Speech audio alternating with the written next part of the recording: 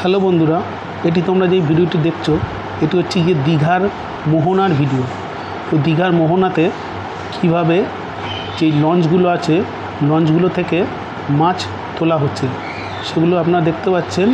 এই মুহূর্তে যেই লঞ্চগুলো নদীর কিনারায় এসেছে এখান থেকে কিভাবে জেলে ভাইরা মাছ তুলছে দেখুন।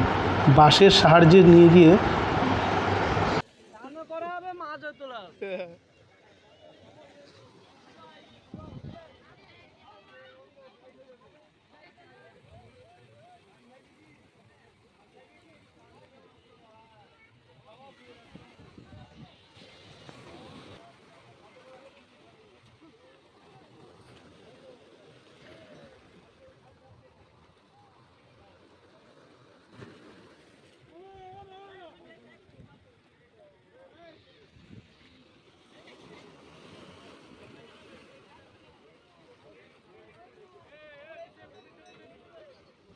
রাজু বলে দিচ্ছি, এইটা দরদাম করলে হবে না, 1050 টাকা লাস্ট।